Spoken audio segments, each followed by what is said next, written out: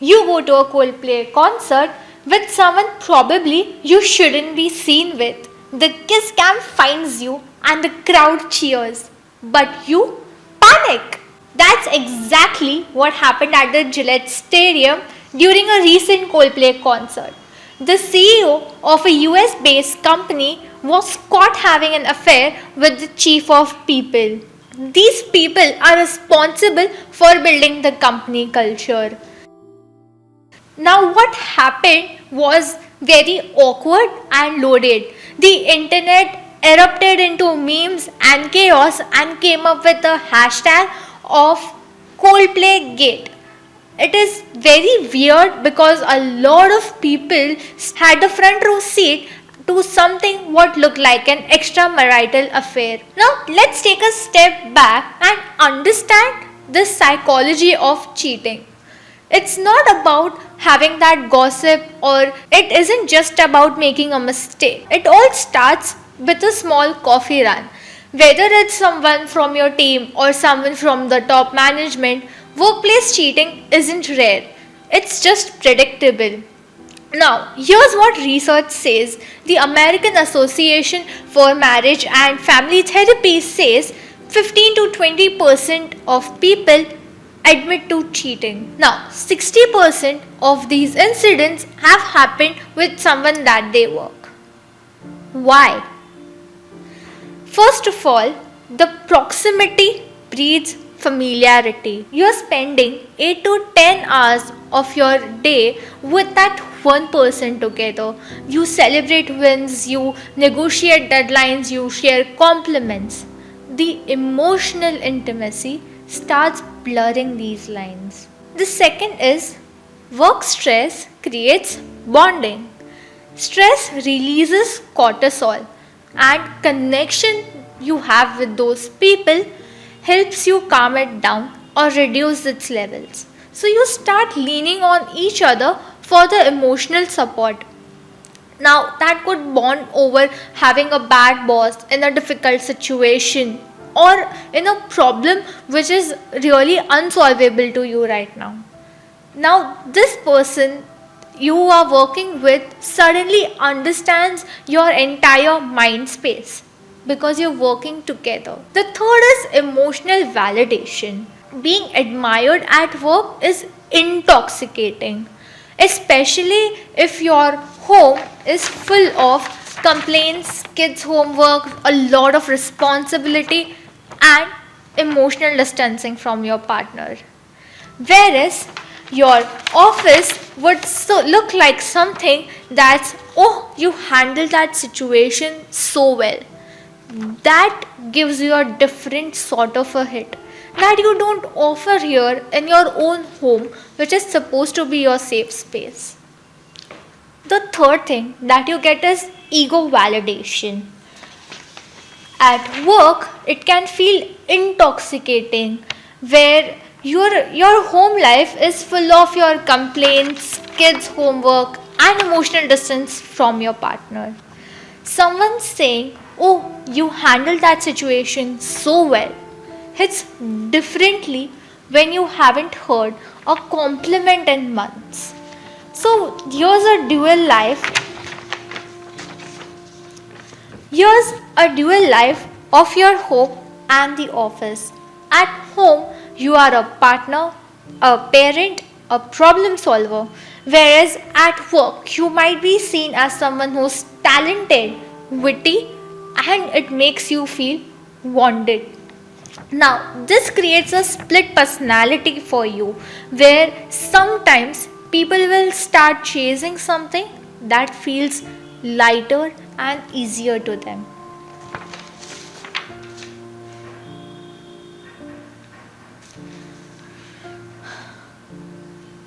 Now, let's talk about the definition of cheating. Some people think that cheating only means having a physical relationship with someone other than your partner. But let me break this myth for you. It always starts with emotional cheating. Now, what does that mean?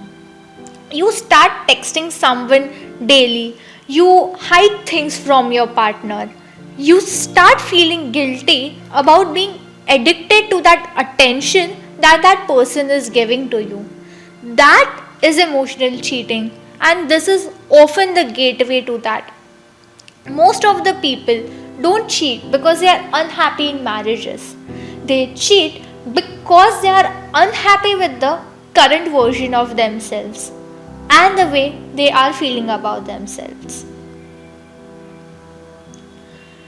What happens to people around you when you end up cheating? When it comes to your partner, they start questioning these things. Were they not enough? And when did this start actually? Whether their relationship of all this time was any of it real? When it comes to their kids, they do sense it too.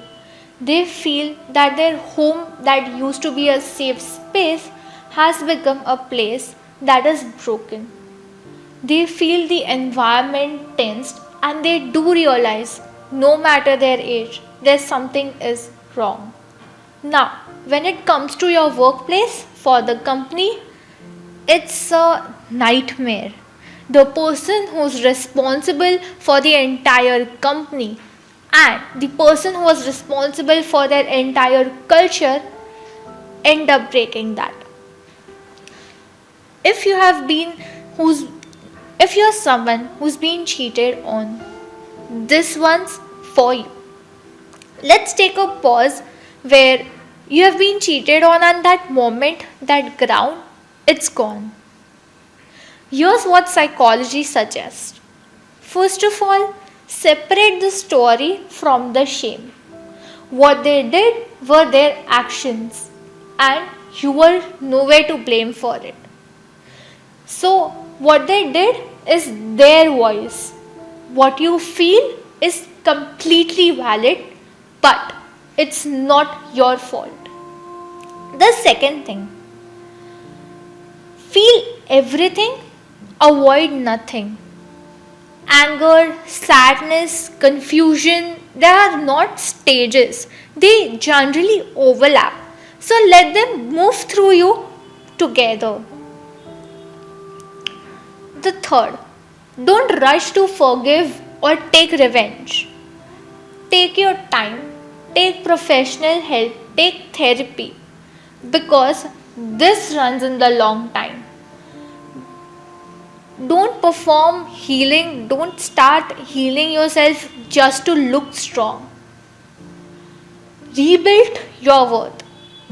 You were whole before this, you were stable before that relationship itself. You were complete as a person even before you found your partner. What cracked in this was the trust and not you.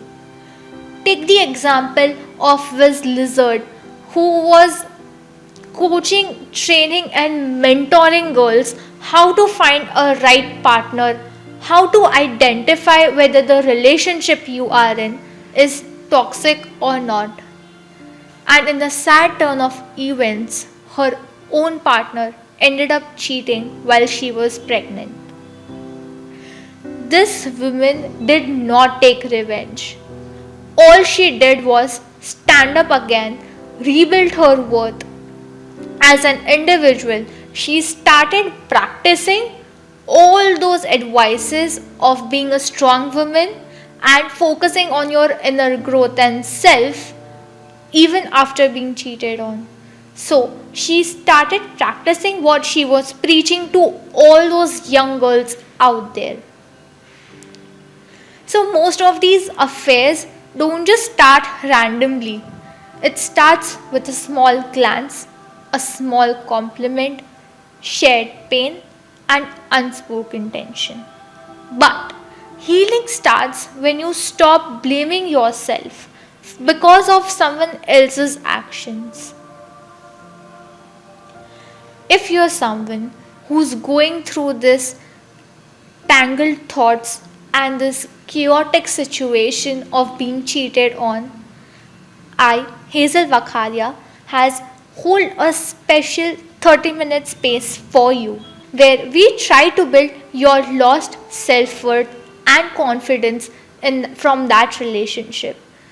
If you're someone who's looking to hold that space and have an honest conversation with someone who understands you, who's from your generation, you can check out the link to that call in the description and we can untangle that thought of yours together.